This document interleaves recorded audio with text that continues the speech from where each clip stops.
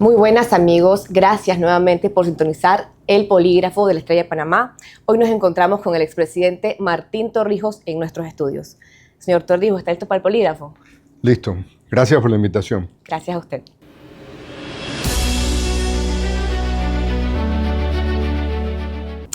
Señor Torrijos, gracias por venir a nuestros estudios. Actualmente el país tiene diversos frentes de, digámosle, retos. Nos encontramos con un país, usted lo describirá mejor, pero bastante convulso. Y una de las cosas que han exacerbado las protestas pues han sido las reformas al sistema de seguridad social, la Ley 462. Quisiera su opinión sobre esta reforma que ha propuesto el presidente Mulino. Mira, hay que entender que este país ya venía fragmentado. Veníamos de un ciclo de gobierno donde el avance institucional, social del país se había pausado. Habíamos estado en la época de Martinelli tal vez más concentrado en obras que se pudieron dar porque dejamos unas finanzas públicas sanas y venía la hora de la inversión en las personas, en las familias, en el capital humano del país, pero se fueron a obras de inversiones que no estoy diciendo que no se necesitaban, pero bueno, todas bañadas y empañadas por actos de corrupción, de los cuales han sido algunos sancionados porque la justicia tampoco es que funciona tan bien. Entonces, y luego viene un periodo de incompetencia, de poca capacidad de gestión, pero sobre todo, yo creo que este ciclo de 20 años es un ciclo de indiferencia ante las necesidades de las familias panameñas y de su día a día. El país ha venido creciendo, pero las familias, las personas, no han venido creciendo igual del país. Entonces escuchas de crecimiento económico, pero no crecimiento social. Escuchas de que se roban 1.800 millones de dólares, pero por otro lado tú no encuentras empleo. Los jóvenes, a pesar de que las familias gastan dinero en la educación, no encuentran cómo ganarse la vida. Es muy difícil casarse, establecer un hogar porque no te puedes ir de tu casa. Y hay casas donde ha venido creciendo la familia en el mismo lugar, en la misma casa.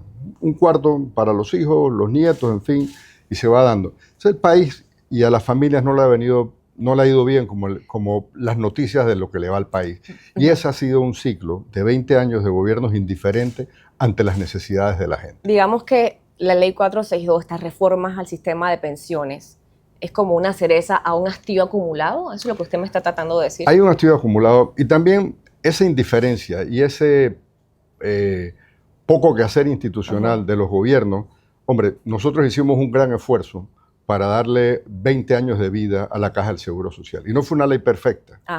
Y se nos fue la gente, obviamente, las protestas a la calle y tuvimos la capacidad de rectificar, sentarnos en una mesa de diálogo. Fueron meses de protestas, meses de negociación, de conversación, pero de diálogo, y logramos la ley que era posible. Vuelvo y repito, ¿no? Las leyes en la seguridad social no hay una ley perfecta. Sí, hay quienes cuestionan que la crisis del seguro social, de alguna manera, que ya venía de muchos años de arrastre, porque eso no es de un gobierno u otro, es algo histórico, también se agravó con las reformas de su gobierno a establecer el sistema mixto, ¿no? ¿Qué consideraciones tiene? El tema es que lo que no podemos dejar es que la gente no cobre pensiones. Y ese es un debate que se da en el mundo. Pero hicimos la ley que era posible, la que se negoció, la que la gente se pudo encontrar de que efectivamente no es todo nada. O sea, la vida no es todo nada. Hay que llegar a acuerdos para que esto funcione. Pero además, funcionó por 20 años. Nadie dejó de cobrar pensiones. Los que tienen ahorros se dan gracias a las reformas a esa ley. Ahora, quedaron temas pendientes. O sea, no es solo el tema de las pensiones. Los gobiernos que venían desde Martinelli, Varela, Cortizo, tenían que ir haciendo aportes a la Caja del Seguro Social que realmente no lo hicieron, y cuando lo hicieron, no lo hicieron entendiendo la urgencia del tema y de la necesidad de capitalización. Pero ese es un aspecto. El otro aspecto es el aspecto de la salud. O sea, los panameños sienten más la Caja del Seguro Social porque no hay cita, porque no encuentras un especialista, porque no hay medicamentos, porque te dan porque tienen un trato inhumano, y de eso en esta ley no se toca nada. La nuestra quedó con deficiencias, pero pusimos recursos para que se elaborara un programa de cómo ir mejorando el sistema de salud. Y eso se abandonó. Y en esta ley no hay nada, absolutamente muy poco o nada. Se enfoca más en el sistema de pensiones. Claro, que era lo sí. urgente, que era la deuda acumulada, pero este gobierno no tenía remedio. O sea, no es que ha sido una decisión valiente, es la única decisión que podían tener era enfrentar el problema, porque si no, le costaba 1.200 millones de dólares empezando el primer año. Ah, claro, que han dicho que van a poner 960 millones, que no he visto cuándo han entrado a la Caja del Seguro Social. Entiendo que habrá en Sí. la ley aspectos que entrarán en vigencia tiempo después que se establezca la ley. Pero bueno, yo creo que esta ley, toda ley se puede perfeccionar, pero no es la ley, es la actitud del presidente Mulino sobre la intolerancia, sobre la intransigencia de pensar que rectificar es una señal de debilidad. No. Si en este país no somos capaces de empezar a entendernos, lo que vamos a tener es una crisis en cada evento, sea lo que sea. El aumento de la gasolina, los temas los que están pendientes, o bien puede ser la ley de la seguridad social, pero vamos a ir de tumbo en tumbo, de protesta en protesta ante la incapacidad de crear mecanismos para que los panameños podamos hablar sobre el futuro. Y el futuro es un futuro promisorio si nos ponemos de acuerdo en los temas básicos para que a toda la población, a todas las familias les vaya bien, no solo a unas cuantas como está pasando. ¿Qué hubiera hecho usted con este escenario, siendo usted el presidente? Diálogo. Mira, nosotros ¿Echaría creamos... para atrás el tema Nosotros, de la ley? yo tuve la capacidad de rectificar. Cada momento es distinto. Sí.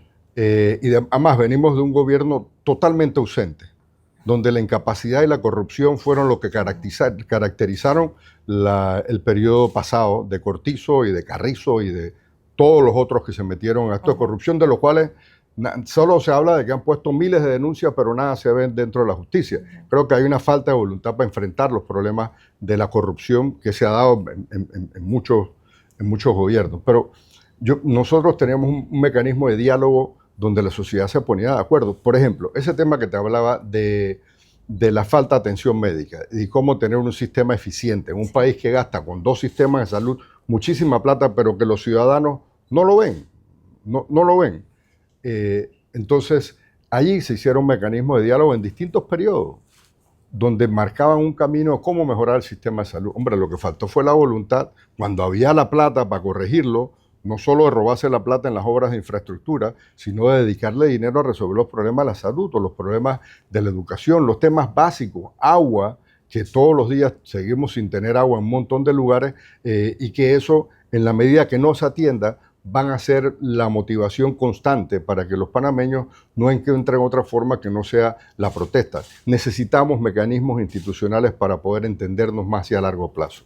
Ahora, justamente esos gobiernos que nos antecedieron fueron del PRD, el partido que fundó su padre. No, mira, fue Cambio Democrático, también, pero, RM, sí, hay un periodo de Cortizo que eso es algo aparte, pues eso es difícil de calificar lo que se vio ahí. Que se vio ahí nada se ha corregido, pues porque igual el dinero hacia la descentralización se sigue dando. Sí. Ojalá que se establezcan reglas y sanciones sobre quienes pudieron cometer abusos y robarse la plata del pueblo panameño. Entonces sí, hay una culpa de todos los partidos políticos. Yo no pertenezco al PRD. Sí, lo sabemos, pero le pregunto, ¿cree usted que el partido que fundó su padre perdió su esencia? Hace tiempo, y por eso salí, y eso es un tema aparte. Pero todos los partidos políticos perdieron su esencia. No hay una agenda realmente que dirija al país hacia la promoción de un progreso compartido. O sea, esta es la ley del embudo. El que tiene plata se hace una ley en la asamblea, y eso lo hemos visto en distintos periodos de gobierno. Ahora, el que no tiene plata no tiene opción y ve cómo día a día su familia se sigue empobreciendo, se sigue deteriorando, cómo no hay futuro hacia la juventud. Y entonces, en este país de la desesperanza y la gran decepción, porque claro, yo creo que no hay duda que este ha sido un periodo donde la gente está decepcionada. Es que esto empezó raro, para llamarlo de alguna forma. Aquí ganó Martinelli, pero gobernaba Mulino. Y Martinelli no entendió, y bueno, y ahora está gozando de la libertad y no de la justicia en Colombia.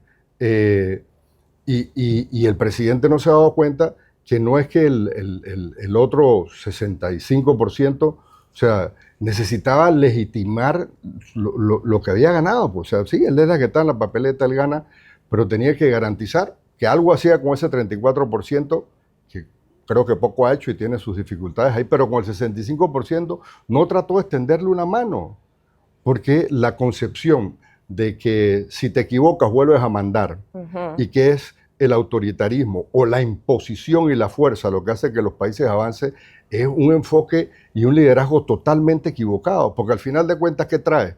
División, odios y la imposibilidad de ponerse de acuerdo en temas básicos para que el país pueda prosperar. Y no quiere decir que uno va a gobernar por consenso, pero el diálogo no está mal. No es satanizar el diálogo. El diálogo no fue lo que hizo Nito en Penonomé. No. Aquí hemos tenido diálogos cuando estábamos preparando para administrar el canal. Coronados, que fueron diálogos exitosos. Aquí hemos tenido diálogos a través de la concertación que han rendido frutos. O sea, hay que buscar mecanismos donde, a pesar del gobierno que tenemos, podamos la sociedad panameña encontrar caminos para entendernos a mediano y largo plazo, para que la gente pueda prosperar, para que la gente no se sienta que no tiene opción y que esta frustración y que esta desigualdad que tiene la sociedad panameña no se convierta en un mecanismo que no nos permita gobernar y que cada gobierno y en cada momento distinto, sea por lo que sea, se dé un desbordamiento social. Ahora, usted está hablando de desigualdad. Panamá históricamente ha sido un país muy desigual.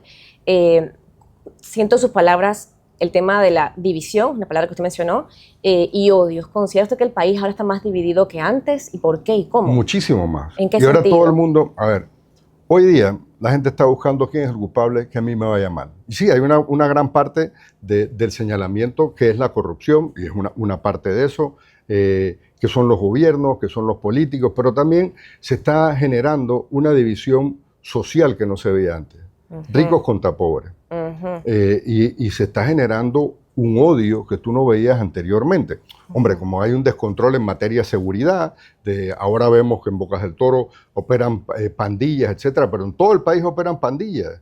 Y hay áreas donde difícilmente las personas pueden entrar sin tener que estar lidiando con un control de las pandillas y de la delincuencia sobre parte territorial. Pero ese es otro tema.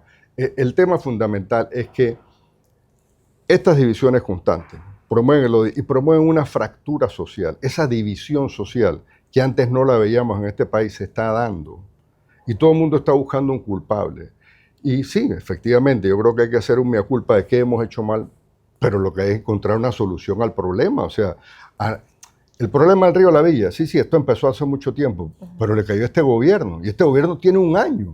O sea, tú no puedes decir que en un año, o sea, que la contaminación viene, si la contaminación venía desde el gobierno pasado, bueno, ya tú tienes un año y no te diste cuenta, pues te diste cuenta cuando ya levantó la alarma. El deterioro de las calles, sí, ya los huecos venían de la administración anterior, pero ya los huecos de las calles son de este gobierno. ¿O las finanzas públicas? Hombre, o las finanzas públicas, que es otro tema, que entiendo que el ministro Chapman trató de hacer un presupuesto que fuera adecuado a la realidad, pero la incapacidad política del gobierno lo lleva a la Asamblea y terminan haciendo un presupuesto igualito al de Cortizo y un par de meses después tienen que hacer un recorte del gasto de casi 2.000 millones de dólares. Entonces, bueno, es la incoherencia y la incapacidad política. La primera tarea que tenía que hacer el presidente Mulino o cualquier otro presidente es tener una mayoría dentro de la Asamblea para poder pasar las leyes que tú consideras que son las leyes necesarias para que el país avance. Ahora, es muy difícil que tuvieran un plan porque 3 meses antes de la elección no se sabía si iba a ser ni siquiera candidato. Así es. Y mucho menos tener una visión compartida, pero tener un equipo de gente buena, gente regular, en fin, ahí hay un equipo que ya a esta altura del campeonato debería tener mínimo un espíritu de cuerpo y una visión para dónde van. Mientras no sepamos para dónde van y sea la imposición y la fuerza el método para que todos lo asumen, porque ahora todo el mundo es más rofión o tiene el mismo corte del presidente. Entonces, bueno, si ese es el estilo de gobernar, vamos a vivir de crisis en crisis, de confrontación en confrontación, y no vale. Sí, vale el uso de la fuerza y la imposición y la intimidación por un momento, pero eso no va a resolver los problemas. Esto va a venir surgiendo esporádicamente, de manera sistemática, y va a explotar a raíz de cualquier tema, que no es predecible. Ahora, también, si bien es cierto que hay separación de poderes, es conocido popularmente que hay diputados que manejan más allá de una provincia. Usted lo sabe, de hecho, son copartidarios, fueron copartidarios suyos. ¿Cuál es su relación, su vinculación con esa dirigencia del PRD? Ninguna, no tengo ninguna. Y tengo diferencias que no me interesa ni siquiera saldarlas, porque ellos no representan los intereses del país. Pero eso pasa en todos los partidos políticos. O sea, de todos los partidos políticos hay crisis y hay diputados que vienen de distintos partidos políticos que tienen un control real. Hombre, que en el periodo pasado, por la falta de liderazgo, gobierno, indiferencia, corrupción, lo que tú le quieras poner de la calificación, fue un periodo especial. Sí, especial para que esta gente pudiera seguir llenándose de plata, etcétera. Pero no solo fueron ellos. O sea, en esta descomposición que hay empresas, empresarios, políticos. O sea, el Juega Vivo encontró una manera de apoderarse del país. Y ahora lo que tenemos es que recuperar el país para los que todavía esperan impacientemente que la vida a sus hijos le cambie. Y si no nos dirigimos a cambiarle la vida a los panameños que la están pasando mal, que se están deteriorando, que se están empeorando, no vamos a tener un país que sea gobernable. Usted se comprometió también con un plan de gobierno para, digamos, cambiarle la vida, es lo que usted prometía en las pasadas elecciones. ¿Cómo va la conformación de su partido en miras de las próximas elecciones? Mira, lo que estamos viviendo nos obliga a reflexionar de la necesidad que tenemos de crear nuevas organizaciones políticas que realmente estén en sintonía con las aspiraciones y las demandas del pueblo panameño. Y eso me reitera en la voluntad y la disposición de crear esa nueva organización política. Hombre, yo había considerado prudente darle al gobierno un año para que tuviera su propia historia. Bueno, ya sabemos cuál es la historia de este año.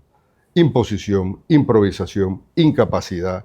Y eso no va a cambiar. Lo que tenemos que entender es que, dado eso, cómo nos agrupamos alrededor para que la sociedad panameña no sean 4 años más perdidos en una confrontación o en no ver los problemas de fondo que realmente garanticen que el país pueda prosperar de una manera más justa, más equitativa y no tan desigual como la estamos viviendo antes. Y eso se tiene que hacer a través de la política. La manera de cambiar este país es a través de la política, pero de la buena política que no se practica. ¿Por qué pareciera, señor Torrijos, que una vez que los presidentes salen de sus gobiernos, como que tuvieran la varita mágica para solucionar todos los problemas? Mira, la experiencia cuenta. O sea, uno no llega sabiendo. Por lo menos yo no sé lo que se cree que se la sabe toda. Pero yo avancé bastante. O sea, no es que ahora yo estoy hablando cosas que no hice. Nosotros levantamos las finanzas públicas. Nosotros sí sabíamos hacer un presupuesto adecuado a la realidad. Y cuando hicimos una contención de gasto, lo hicimos del principio. Y logramos que los panameños que el gobierno ordenara las finanzas públicas tanto que permitió que no se notara el despilfarro y los robos que se dieron en la época de Ricardo Martinelli, porque había unas finanzas públicas que garantizaban ingresos para el país, pero eran para el país que necesitaba crear una capacidad para mejorarle la vida a las familias panameñas.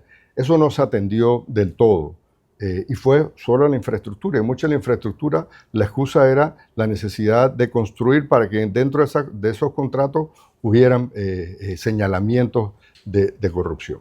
Pero vuelvo y repito, o sea, nosotros establecimos un programa social, empezamos a crear una política social, creamos un ministerio social y se tiene que entender de que es las políticas públicas las que logran que esto se dé y el liderazgo que sea capaz de unificar, de calmar, de darle tranquilidad, de armonizar la relación entre los panameños para que se puedan dar estos cambios que son necesarios.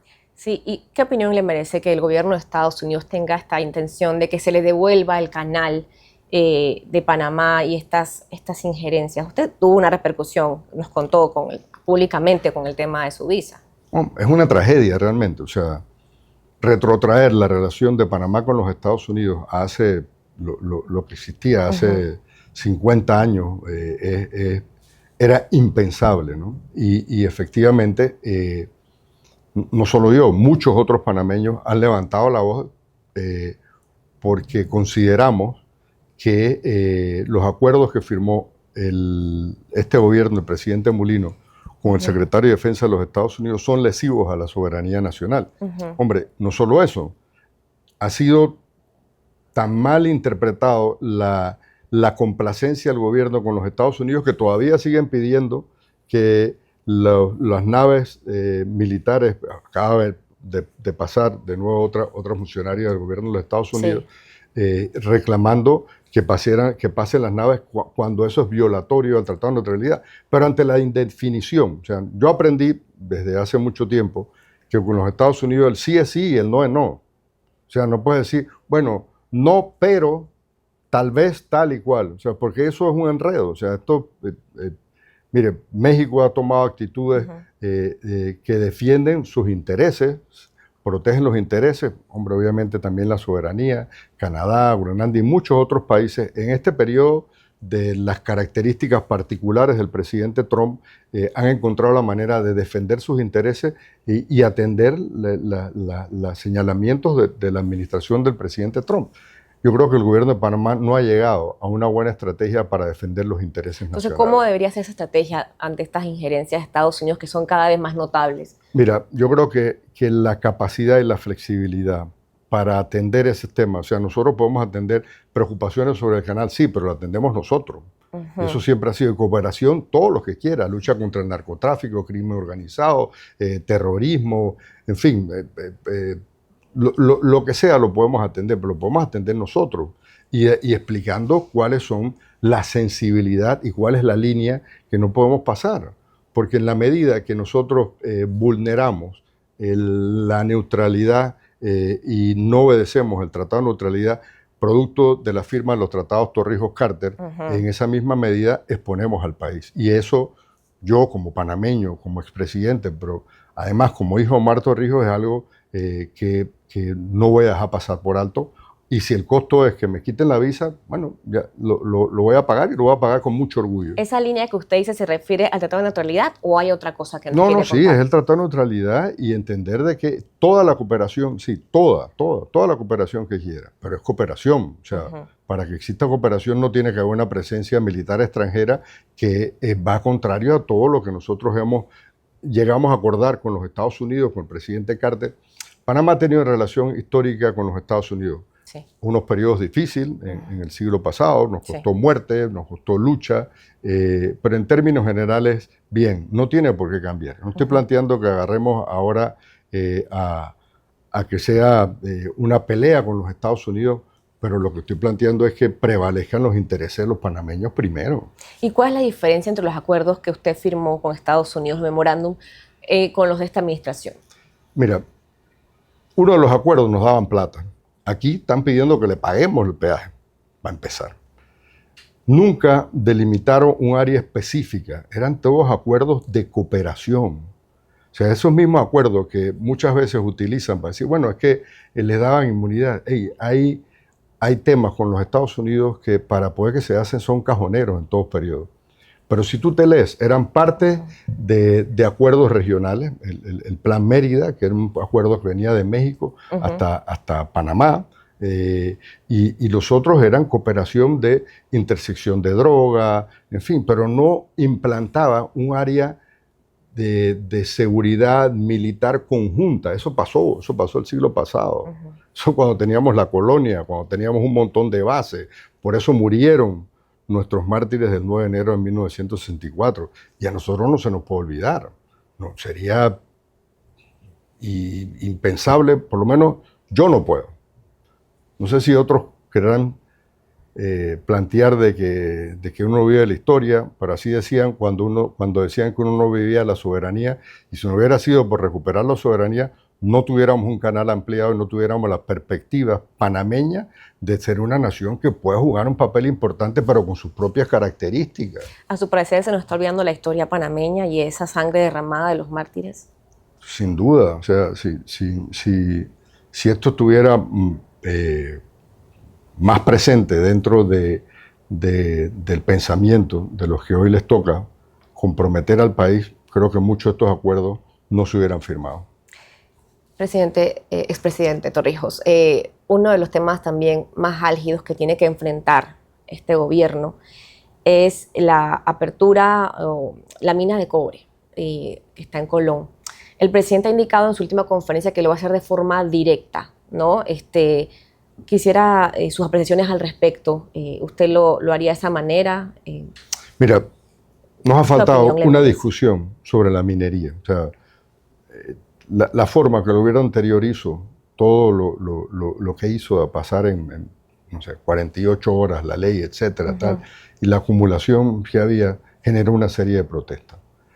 Y yo creo que entendiendo la sensibilidad que existe en la sociedad, yo pensaría que lo ideal sería hacer una discusión sobre el tema de la minería y después abordar este tema. Pero bueno, Julio, repito, aquí pensarán que es la imposición, o sea, los gobiernos no se miden por el carácter, los gobiernos se miden por la efectividad.